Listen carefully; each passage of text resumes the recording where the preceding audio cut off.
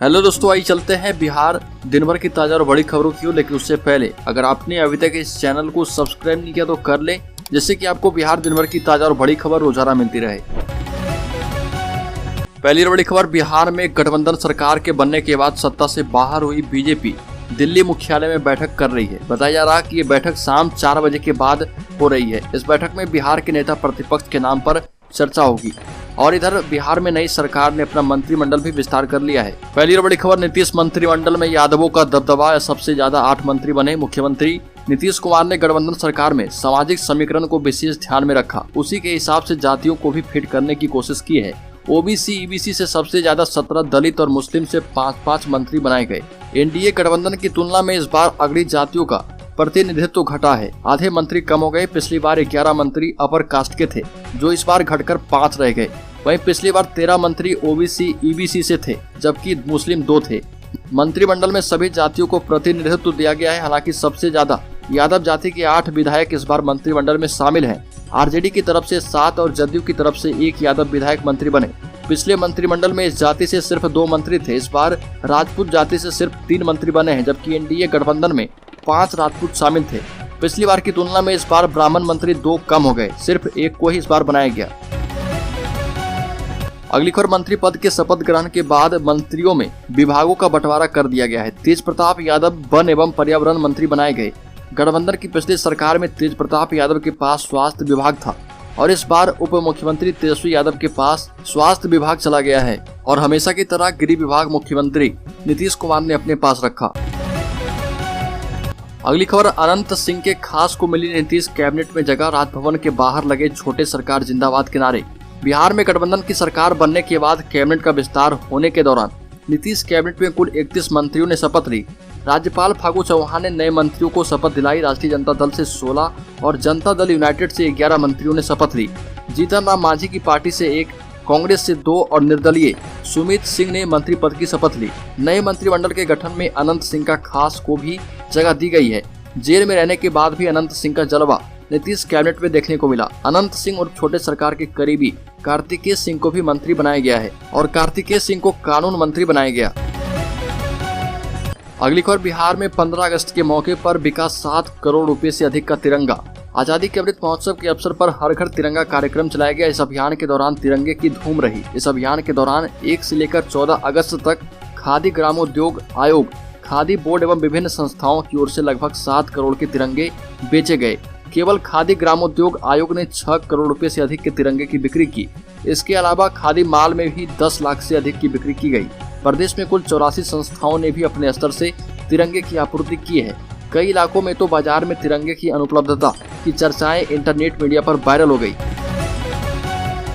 अगली खबर, बिहार में 76 मद्य निषेध सिपाही भर्ती के लिए आवेदन 13 सितंबर तक। आपको बता दें कि बिहार में कांस्टेबल भर्ती की तैयारी में जुटे या मद्य निषेध विभाग में सिपाही नौकरी की इच्छा रखने वाले उम्मीदवारों के लिए काम की खबर है। बिहार केंद्रीय चयन परिषद के द्वारा राज्य सरकार के मद्य निषेध उत्पाद एवं निबंधन विभाग में मद्य निषेध सिपाही के पदों की घोषित रिक्तियों के सापेक्ष भर्ती के लिए विज्ञापन जारी किया गया है। आवेदन की प्रक्रिया 13 अगस्त से शुरू हो चुकी है। बिहार मद्य निषेध उत्पाद एवं निबंधन विभाग में मद्य निषेध सिपाही के पदों के लिए आवेदन के इच्छुक उम्मीदवारों को किसी मान्यता प्राप्त बोर्ड से 10+2 की परीक्षा उत्तीर्ण होना चाहिए। साथ ही उम्मीदवारों की आयु 1 जनवरी 2022 को 18 वर्ष से कम और 25 वर्ष से अधिक नहीं होनी चाहिए।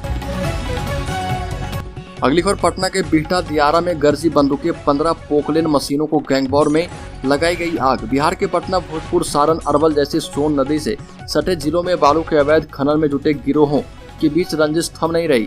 पटना जिले के बिहटा थाना क्षेत्र के अमनाबाद बालू घाट पर अवैध बालू के वर्चस्व को लेकर 2 गुटों में जमकर गोलीबारी हुई। अवैध रूप से खनन कर रहे 1 दर्जन से ऊपर पोकलेन मशीन को आग के हवाले कर दिया गया। इस घटना से बालू माफियाओं में हड़कंप मचा हुआ है। बताया जाता है कि उक्त घाट पर दिन रात लगातार अवैध बालू का खेल जारी है, लेकिन इसके बाद भी स्थानीय प्रशासन अनजान बना है। यह कोई पहला मामला नहीं है। इसके पहले भी अवैध खनन में लगी पोकलेन मशीनों को आग के हवाले किया गया था।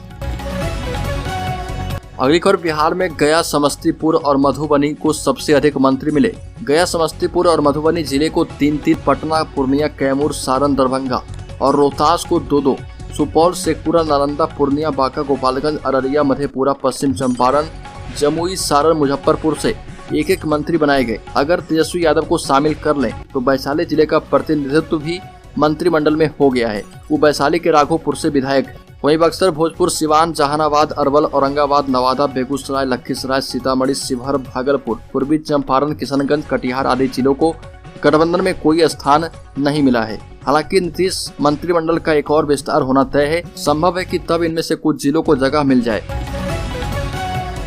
अगली खबर, अब बिहार में सरकार बदल गई है। जहां जाना है जाओ कहकर बिहार में बदमाशों ने दुकानदारों को बेवजह पिटाई कर दी। शेखपुरा में सड़क जाम कर दुकानदारों ने जमकर प्रदर्शन किया। स्थानीय दुकानदार चंदन कुमार, संजय कुमार आदि ने बताया कि थाने से कुछ ही दूरी पर अर्जुन टॉकीज सिनेमा हॉल चौक पर उनकी दुकानें हैं। देर रात बगल के नर्सरी मोहल्ला निवासी चांदी यादव और उनके कुछ साथी लाठी डंडा लेकर पहुंचे और उत्पात मचाने लगे। दुकानों में रखे सामान की तोड़फोड़ शुरू कर दी। इसके बाद बिना कुछ कहे बेरहमी से दुकानदारों को पीटना शुरू कर दिया। दुकानदारों ने बताया कि मारपीट और तोड़फोड़ करते समय वो कह रहे थे कि अब सरकार बदल गई है, हमारा शासन है, तुम सबको जहां जाना है जाओ। इस क्रम में राहगीरों के साथ भी मारपीट की गई। इससे अफरा तफरी मच गई। ये भी आरोप है कि पुलिस काफी देर से पहुंची। इस बीच लोगों ने सड़क जाम कर दिया। पुलिस ने पहुंचते ही पूछताछ की। छापेमारी कर सोनू कुमार नामक युवक को गिरफ्तार किया गया है। वह नशे में था। थानाध्यक्ष ने बताया कि इस मामले में अभी तक कोई प्राथमिकी दर्ज नहीं की गई है। अगली खबर, 2030 तक सरकारी स्कूलों में नहीं बचेगा कोई अस्थायी शिक्षक। रोजाना 10 शिक्षक हो रहे रिटायर। प्रदेश में जिला संवर्ग के औसतन 10 शिक्षक रोजाना रिटायर हो रहे। पिछले 2 सालों यानी 31 मार्च 2020 से लेकर 31 मार्च 2022 तक 7,000 से अधिक शिक्षक रिटायर हो चुके हैं। और अगर शिक्षकों के रिटायर होने की दर ऐसी ही रही तो वर्ष 2030 के पहले तक सभी सरकारी स्कूलों के सभी शिक्षक रिटायर हो जाएंगे। अपर प्राइमरी, माध्यमिक और उच्च माध्यमिक में तो जिला संवर्ग के शिक्षक अगले 4-5 साल में ही सेवा मुक्त हो जाएंगे। जानकारी के मुताबिक प्राइमरी, अपर प्राइमरी, माध्यमिक और हायर सेकेंडरी कक्षाओं में मात्र 89,000 अस्थायी शिक्षक रह गए। ये सभी अगले 10 साल के पहले रिटायर हो जाएंगे। ऐसे में सरकारी स्कूलों में पढ़ाई की पूरी जिम्मेदारी नियोजित शिक्षकों के कंधे पर आ जाएगी। सूत्रों के मुताबिक जिला संवर्ग के सभी पद मरणशील घोषित किए जा चुके हैं। इन पदों पर, इस संवर्ग के सभी पदों पर दोबारा नियुक्तियां नहीं होगी। इन शिक्षकों के अवकाश प्राप्त करने के बाद इन शिक्षकों के हाथों में कक्षाओं की कमान होगी, जो बिना टीटी परीक्षा या बीपीएससी परीक्षा दिए सीधे नियुक्त किए गए। हालांकि विभाग इनकी कुशलता बढ़ाने के लिए तमाम प्रशिक्षण कार्यक्रम तैयार कर रहा। मालूम हो कि वर्ष 2012 में टीटी से शिक्षकों की नियुक्ति की प्रक्रिया शुरू हुई। इसके बाद अब भी शिक्षकों की नियुक्ति प्रक्रिया जारी है। हालांकि ये सभी जिला संवर्ग के नहीं हैं।